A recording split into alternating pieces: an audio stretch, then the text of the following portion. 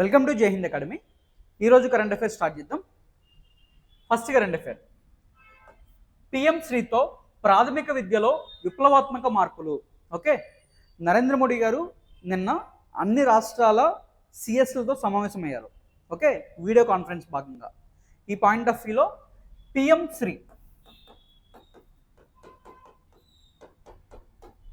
శ్రీకి సంబంధించి ఎలా జరుగుతుంది, ఇంప్లిమెంటేషన్స్ ఎలా జరుగుతుందని చెప్పేసి డిస్కషన్ చేశారు. ఓకే, ఇది ఒక పథకం. పిఎం శ్రీ అనేది ఒక స్కీము. ఈ పిఎం శ్రీ ఏంటి, దానికి సంబంధించిన పూర్తి వివరాలు చూద్దాం. Okay,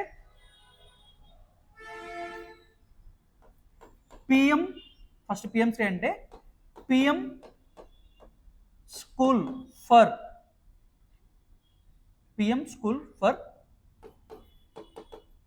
rising India. Okay, PM Shri యొక్క full form PM school for rising India. మరి పర్పస్ ఏంటంటే దేశవ్యాప్తంగా పాఠశాలలు మొత్తం 14,500 పాఠశాలలు, స్కూల్స్ ఏవైతే ఉన్నాయో ఈ స్కూల్స్ని మోడర్నైజ్ చేయాలి. మోడర్నైజ్ చేయడం అంటే ఏంటంటే ఇప్పుడున్న స్కూల్స్ ఏవైతే ఉన్నాయో వాటిలో డిజిటల్ విద్య, అలాగే ఇతర మౌలిక సదుపాయాలు కల్పించడం, అలాగే గ్రీన్ స్కూల్ అభివృద్ధి, స్మార్ట్ తరగతులు, ఆధునిక సైన్స్ అని చెప్పేసి, అలాగే గ్రౌండ్ ఫెసిలిటీకి సంబంధించి డిజిటల్ విద్యని మరింత బాగా తీసుకెళ్దాం, A to Z స్కూల్స్ని డెవలప్ చేయడంలో భాగంగా పిఎం శ్రీ అనే పథకాన్ని స్టార్ట్ చేశారు. అయితే లేటెస్ట్గా ఈ పథకానికి సంబంధించి 50వ కాన్ఫరెన్స్ అనేది జరిగిందనమాట. ఈ పథకం అనేది ఎప్పుడు స్టార్ట్ అయిందంటే ఏ ఫైనాన్షియల్ ఇయర్ అంటే 2022-23 నుంచి 2026-27. దీనికోసం దాదాపు 27,360 కోట్లు కేటాయించడం జరిగింది. చాలా ఇంపార్టెంట్ ఇది. 14,500 స్కూల్స్ని డెవలప్ చేయాలి. ఓకే, ఈ పాయింట్ ఆఫ్ వ్యూలో దీనికి సంబంధించి కేంద్ర ప్రభుత్వం ఎంత ఇస్తుంది, రాష్ట్ర ప్రభుత్వాలు ఎంత వేసుకోవాలి. సో ఇది 60:40 అండి.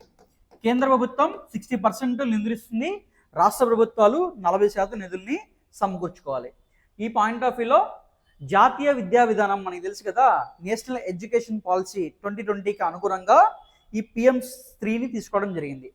ఓకే, ఈ పాయింట్ ఆఫ్ వ్యూలో మన రాష్ట్రానికి సంబంధించి మొత్తం 935 పాఠశాలని డెవలప్ చేసినట్టుగా సిఎస్ గారు విజయానంద్ గారు తెలపడం జరిగింది. ఓకే, రైట్, చాలా ఇంపార్టెంట్ ఇక్కడ PM Shri. First PM Shri అనేది ఫుల్ ఫామ్ చూడండి, PM school for rising India.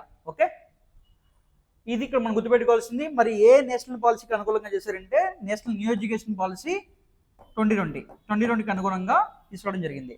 పాఠశాలలో ఆధునిక వసతుల కల్పన లక్ష్యంగా చెప్పాం కదా, మోడర్న్ ఇన్ఫ్రాస్ట్రక్చర్ని డెవలప్ చేయాలి.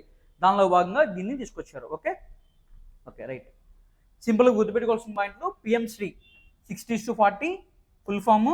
మొత్తం ఎన్ని స్కూల్లో 14,500. దీనికి సంబంధించిన బడ్జెట్ 2022-23 నుంచి 2026-27 వరకు. ఓకే, చూడండి సార్. నెక్స్ట్ మీకు నేను కరెంట్ అఫైర్స్ చెప్తున్నప్పుడు ఆల్రెడీ చెప్పాను, మనం పిఐబి ప్రెస్ ఇన్ఫర్మేషన్ బ్యూరోని కంపల్సరీగా చెప్పుకోవడం జరుగుతుంది. ప్రెస్ ఇన్ఫర్మేషన్ బ్యూరో ఈ మధ్యకాలంలో ఏ ఎగ్జామ్ చూస్తున్నా కూడా చాలా వరకు పిఐబి నుంచి క్వశ్చన్స్ పడుతున్నాయి. సో ఆ పిఐబి అనేది రోజు మీ కరెంట్ అఫైర్స్లో ఉండేలా చేస్తాను, నేను చూసుకుంటాను. ఓకే, ఈ పాయింట్ ఆఫ్ వ్యూలో మనకి లేటెస్ట్గా అంటే ఇవాళ కరెంట్ అఫైర్స్లో భాగంగా ఈ డేటాని రిలీజ్ చేయడం జరిగింది. Year end review. ఈ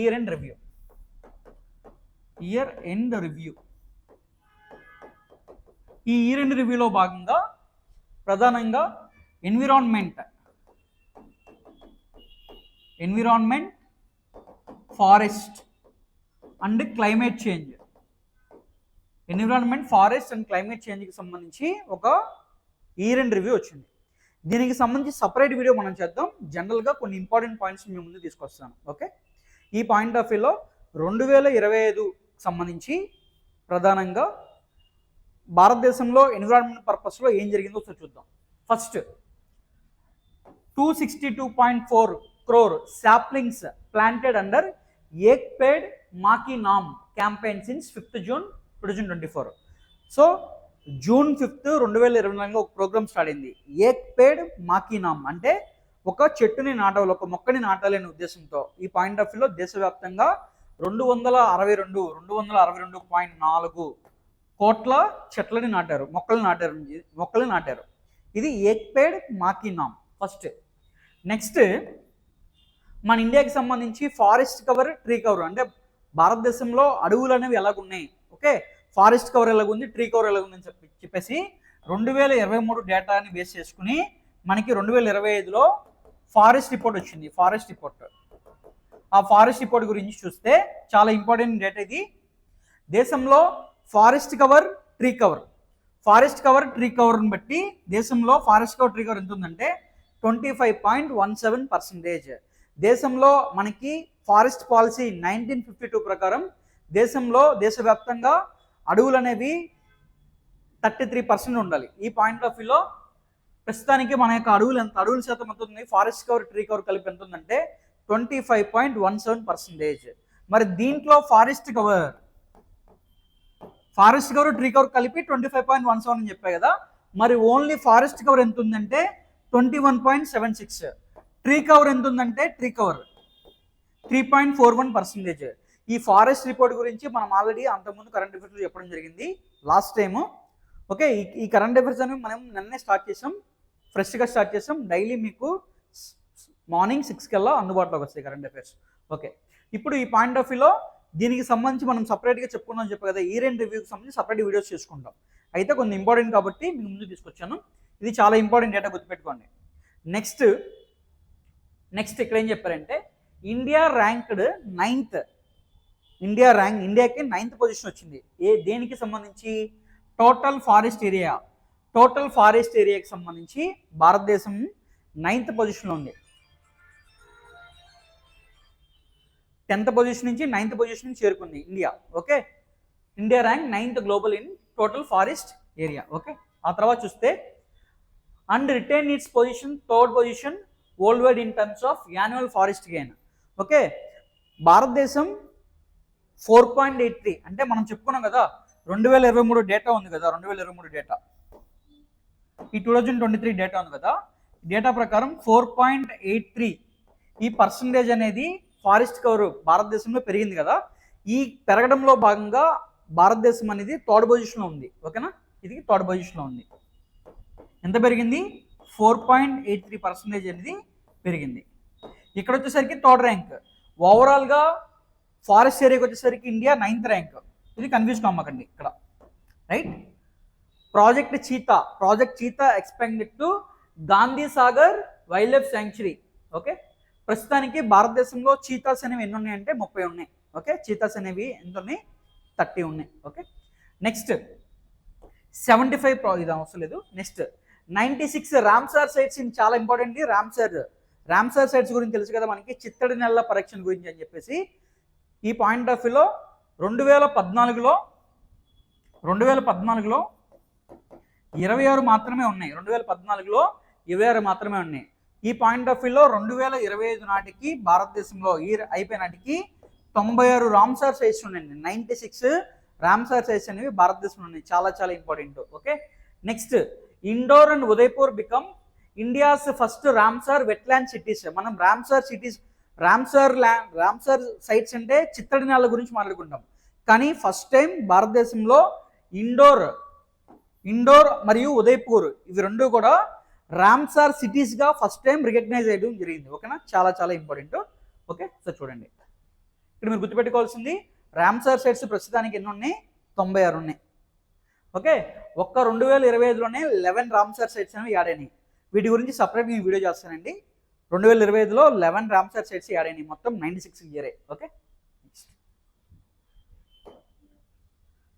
నెక్స్ట్ అసాధారణం వాతావరణ సంక్షోభం. ఓకే, క్లైమేట్ చేంజ్కి సంబంధించి ఒక రిపోర్ట్ అనమాట. క్లైమేట్ చేంజ్కి సంబంధించి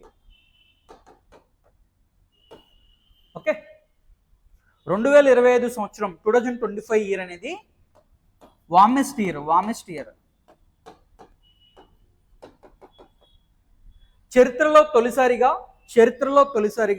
సగటు ఉష్ణోగ్రత, తొలిసారిగా 3 ఏళ్ల సగటు ఉష్ణోగ్రత 1.5 డిగ్రీస్ అనేది పెరిగింది 2025లో. మనం వరుసగా తీసుకుంటే కనుక 2024, 2023, 2024, 2025 చూసుకుంటే ఈ 3 ఇయర్స్లో మనకి యాన్యువల్గా 1.5 డిగ్రీస్ అనేది పెరిగింది. ఎక్కడ? 2025 సంవత్సరానికి సంబంధించి. ఓకే, ప్రధానంగా పొల్యూషన్స్ వల్ల ఎక్కువగా ఇండస్ట్రీస్ పొల్యూషన్ కానీ వెహికల్ పొల్యూషన్స్ కానీ ఏదైతే మనకి ఓజోన్ లేయర్ ఎఫెక్ట్ అవుతుంది కదా, ఆ ఓజోన్ లేయర్ ఎఫెక్ట్ అవడం వల్ల మనకి టెంపరేచర్స్ రైజింగ్ అవుతున్నాయి. ఎప్పుడైతే టెంపరేచర్స్ రైజింగ్ అవుతున్నాయో మనకి టోటల్ సైకిల్ అనేది డిఫరెంట్ అయిపోతుంది అనమాట. సో ఈ పాయింట్ ఆఫ్ వ్యూలో వరదలు కానీ తుఫాన్లు కానీ ఎక్కువగా సంభవిస్తూ ఉన్నాయి. ఈ పాయింట్ ఆఫ్ వ్యూలో చూసుకుంటే ప్రపంచవ్యాప్తంగా 1995 టు 2024 మధ్యలో 9,700 ప్రకృతి విపత్తులు సంభవించాయి. ఓకే, ఇటీవల జర్మన్ వాచ్ సంస్థ విడుదల చేస్తున్న క్లైమేట్ రిస్క్ ఇండెక్స్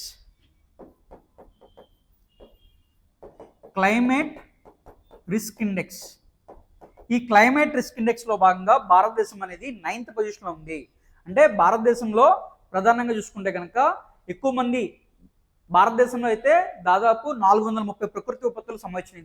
ప్రపంచవ్యాప్తంగా వచ్చేసరికి మనకి మొత్తం ప్రపంచవ్యాప్తంగా 9,700 ప్రకృతి విపత్తులు సంభవించాయి. భారతదేశంలో 430 ప్రకృతి విపత్తులు సంభవించాయి. దీనివల్ల చాలా మంది చనిపోవడం జరిగింది, అలాగే ఆర్థిక నష్టం కూడా జరిగింది. ఓకే, నెక్స్ట్ 2024లో తీవ్ర వరదలు కొండ చర్యలు విరిగిపడంతో 80 లక్షల మంది ప్రజలు ఇబ్బందులు పడ్డారు భారతదేశంలో. ఓకే, గుజరాత్, మహారాష్ట్ర, త్రిపుర రాష్ట్రాలు ఎక్కువగా ఉంది. తీవ్ర వరదలు ఇక్కడ రాస్తాను చూడండి.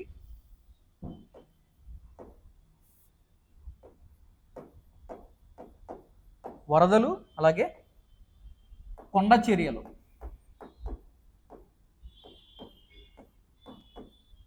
దీంట్లో ఫస్ట్ ప్లేస్ వచ్చేసరికి గుజరాత్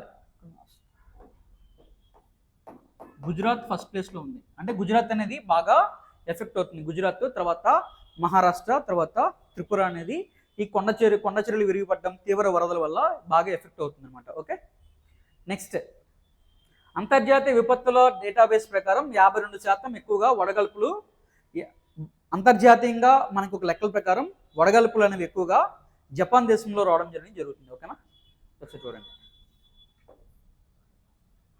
మరో వేడి సంవత్సరంగా నిలిచిన 2025 దేశంలో పెరుగుతున్న ప్రకృతి వైపరీత్యాలు. ఇక్కడ మనం గుర్తుపెట్టుకోవాల్సింది క్లైమేట్ రిస్క్ ఇండెక్స్ ప్రకారం భారతదేశం ఏ ర్యాంక్లో ఉందంటే 9th పొజిషన్లో ఉంది. ప్రపంచవ్యాప్తంగా 9,700 ప్రకృతి విపత్తులు సంభవించినాయి, భారతదేశంలో 430. ఓకే, నెక్స్ట్ దూసుకెళ్లిన ప్రళయ క్షిపణులు. మనకి మిసైల్స్ అనేవి వార్తలో ఉన్నాయి. ఈ మిసైల్స్కి సంబంధించి ఏ సంస్థ ప్రయోగించింది, ఎక్కడి నుంచి ప్రయోగించింది, దాని రేంజ్ ఎంత, అది ఎంత బరువును తీసుకెళ్ళదు, ఈ పాయింట్స్ కవర్ చేస్తే సరిపోతుంది. మనకి లేటెస్ట్గా DRDO defence research and development organisation 2 మిసైల్స్ని టెస్ట్ చేసింది. ఆ మిసైల్స్ని ఎక్కడి నుంచి టెస్ట్ చేసిందంటే మనకి ప్రధానంగా ఒడిస్సా తీరం నుంచి ఈ మిసైల్స్ని టెస్ట్ చేసింది. ఆ మిసైల్స్ ఏంటంటే ప్రళయ్ మిసైల్స్. ఈ ప్రళయ్ మిసైల్స్ రెండు మిసైల్స్ని టెస్ట్ చేసింది. చూడండి, రెండు మిసైల్స్ని టెస్ట్ చేసింది. వీటికి సంబంధించి రేంజ్ ఎంతంటే మనకి 150 కిలోమీటర్స్ నుంచి 500 కిలోమీటర్స్ వీటికి సంబంధించిన రేంజ్. మరి ఎంత సామర్థ్యం ఉన్న వార్ హెడ్లను తీసుకెళ్ళదు అంటే పేలుడు పదార్థం తీసుకెళ్ళగలదు అంటే 500 నుంచి 500 నుంచి 1000 కేజీలు గల వార్ హెడ్ని మనకి పేలుడు పదార్థాలను తీసుకెళ్తుంది. అలాగే మల్టిపుల్ వార్ హెడ్స్ కూడా ఇది తీసుకెళ్ళగలదు అనమాట.